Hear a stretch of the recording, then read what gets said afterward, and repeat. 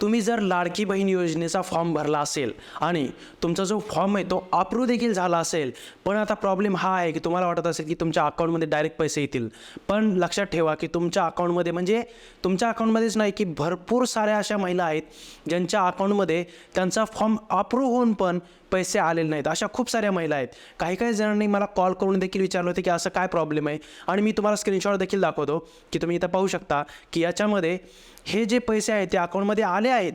पण आता असं काय झालं आहे प्रॉब्लेम की यांचं म्हणणं आहे की हे जे अकाउंट आहे ते मी कधी ओपनच केलेलं नाही आहे, आणि मग झालं कसं, असं कसं होऊ शकतं की या अकाउंटमध्ये पैसे आलेत. आणि प्रॉब्लेम असा झालेला आहे की या महिलांनी, अशा काही महिला आहेत की ज्यांनी काही वर्षांपूर्वी म्हणजे 5-6 वर्षांपूर्वी एक अकाउंट ओपन केलं होतं आणि नंतर ते विसरून गेल्या की आपण तिथं अकाउंट ओपन केलं होतं. आणि जिथे पण तुम्ही पहिलं अकाउंट ओपन कराल त्याच बँकेसोबत आणि त्याच अकाउंटसोबत तुमचं जे आधार कार्ड आहे ते लिंक झालेलं असतं. तुम्ही नंतर 2-3 अकाउंट काढा, ते जे अकाउंट आहे ते त्याच्यासोबत लिंक होत नाही. त्यामुळे तुम्हाला हे लक्षात ठेवायचं आहे की तुम्ही पहिलं जे पण अकाउंट ओपन केलं होतं ते जे अकाउंट आहे त्याच अकाउंटमध्ये तुमचे जे पैसे आहेत ते जाणार आहेत. तुम्ही भलेही तिथं कोणताही अकाउंट नंबर टाकलेला असेल तुमच्या फॉर्ममध्ये, पण तुमचे जे पैसे जाणार आहेत ते त्या अकाउंटमध्ये जाणार आहेत. त्यामुळे हे लक्षात ठेवा की तुमचे जे पैसे आहेत ते खूप महत्त्वाचे आहेत आणि ते पैसे कुठे जात आहेत हे देखील तुम्हाला माहीत असलं पाहिजे.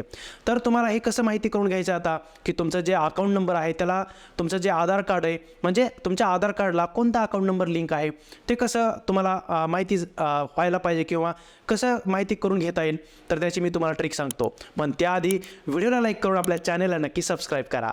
सगळ्यात पहिल्यांदा तर मित्रांनो तुम्हाला तुमचा जो मोबाईल आहे तो आणि तुमचं जे आधार कार्ड आहे ते सगळ्यात पहिल्यांदा तर तुमच्यासोबत ठेवायचं आहे.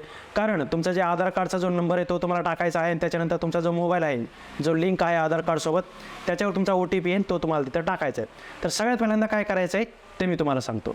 चला आता आपल्याला काय मोबाईलमध्येच मी सांगतो, मी लॅपटॉपमध्ये देखील सांगू शकतो, पण मोस्टली लोक सगळेजण मोबाईलमध्ये करतात, त्यामुळे मोबाईलमध्ये बघूयात आपण. तर मी हे जे आपलं आधार कार्ड आहे ते सगळ्या साईडला ठेवतो आणि आपण मोबाईलमध्ये येऊयात सगळ्यात पहिल्यांदा. तर आता इथं तुम्ही पाहू शकता, इथं क्रोमचं ऑप्शन आहे ते तुम्हाला ओपन करायचं आहे. तर इथं तुम्हाला काय सर्च करायचं आहे बघा, इथं तुम्हाला सर्च करायचं आहे आधार कार्ड लॉग इन, हे सर्च करायचं आहे. आणि सगळ्यात पहिल्यांदा इथे तुम्हाला हे दिसेल एक ऑप्शन myAadhar.uidai.gov.in, हे ऑप्शन दिसेल. तुम्हाला काय करायचं आहे, सिम्पली त्याच्यावर असं क्लिक करून घ्यायचं आहे. ठीक आहे. त्याच्यानंतर हे जे हे ओपन होईल इथं बघा, तुम्ही इथं एक लॉग इनचं पेज ओपन होईल, जसं की इथं आता ओपन झालं आहे हे बघा इथं. तर आता मी काय करतो, इथं सिम्पली लॉग इनवर क्लिक करतो. ओके, लॉग इन चालू झालं. आता तुम्हाला इथं काय करायचं आहे, तुमचा आधार कार्ड एंटर करायचा आहे आणि कॅपचा टाकायचा, आणि त्याच्यानंतर तुम्हाला एक OTP येईल तो देखील टाकायचा आहे. तर मी लगेच इथं आधार कार्ड आणि कॅपचा टाकून घेतो. तर आता इथं मी माझा जो आधार कार्ड नंबर आहे तो वरती टाकलेला आहे, खाली हा जो कॅपचा कोड दिसतो तो टाकलेला आहे. आता मी लॉग इन विथ OTP वर क्लिक करतो.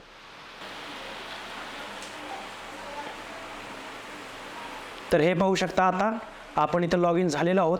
आता थोडंसं आपण खाली आल्यानंतर इथं तुम्हाला एक ऑप्शन दिसेल, हे पहा इथं एक ऑप्शन आहे बँक सीडिंग स्टेटस म्हणून.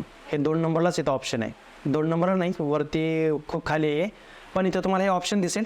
त्याच्यावर तुम्हाला काय करायचं आहे, सिम्पली त्याच्यावर क्लिक करायचं आहे आणि याच्यानंतर नवीन जे ऑप्शन आहे ते ओपन होईल. आता इथे तुम्ही पाहू शकता, इथं डायरेक्ट लिहिलेलं आहे. आता बघा इथं मी तुम्हाला दाखवतो, हे बघा. आता आपलं जे आधार आहे ते कोणत्या बँकेसोबत लिंक आहे इथं दाखवलं. आता हे बघा, congratulations your Aadhaar bank mapping has been done. आता कोणत्या बँकेसोबत लिंक आहे ते इथं स्टेट बँक ऑफ इंडियासोबत आहे. बँक सेविंग स्टेटस काय आहे, ॲक्टिव्ह आहे, आणि लास्ट अपडेट कधी झालेलं आहे 2016मध्ये केलेलं आहे. तर अशा पद्धतीने आता हे जे अकाउंट आहे ना, आता मी सांगतो की माझं हे जे अकाउंट ते खूप जुनं अकाउंट आहे, की माझं जे स्टुडंट अकाउंट म्हणतात ना तशा टाईपचं हे अकाउंट आहे, आणि मी ते डिप्लोमाला असताना काढलं होतं हे अकाउंट. ते अकाउंट त्यावेळेसपासून या आधारसोबत लिंक आहे, आणि जे बाकीचे माझे जे आहेत ना दुसरे अजून 2 अकाउंट आहेत, पण ते अकाउंट त्याच्यासोबत हे इथं जे सीडिंगमध्ये दाखवते ना तर त्याच्यामध्ये नाही येते. म्हणजे असं होतं आहे की आपण जे 5-6 वर्षापूर्वी जर एखादं अकाउंट काढलेलं असेल तर ते जे अकाउंट आहे ते इथं लिंक असतं, आणि तुम्ही तुमचे जे पैसे आहेत ते पाहायला जाता नवीन अकाउंटमध्ये. पण तसं नाही आहे. तुम्हाला काय करायचं, सगळ्यात पहिल्यांदा त्यासाठी अशा पद्धतीने येऊन तुमचं जे आधार कार्ड नंबर आहे तो टाकायचा आहे, OTP घ्यायचा आहे तो टाकायचा, आणि त्याच्यानंतर बँक सेविंग स्टेटसमध्ये येऊन चेक करायचं आहे की इथं जे आपलं अकाउंट आहे ते कोणतं आहे, इथं कोणतं अकाउंट दाखवत आहे. समजा जर तुमचं इथं जुनं अकाउंट कोणतंही दाखवत असेल तर तुम्हाला काय करायचं आहे, सिम्पली तर त्या बँकेमध्ये जायचं आहे इथं जे काही तो आहे त्या बँकेमध्ये तुम्हाला माहीतच असेल की ही बँक कुठली काय आहे. तिथं जायचं आहे तुम्हाला. हे सगळं काही चेक करायचं आहे की आपलं आधार कार्ड वगैरे देऊन त्यांना की आपलं जे अकाउंट आहे ते चालू आहे का, KYC आहे का, बाकीच्या सगळ्या गोष्टी करून घ्या. किंवा तुमचं जर नवीन अकाउंटमध्ये तुम्हाला हे करून घ्यायचं तर असेल तर त्या बँकेमध्ये जा, नवीन अकाउंट असलेल्या बँकेमध्ये, आणि तिथं तुमचं जे सीडिंग आहे ते करून घ्या.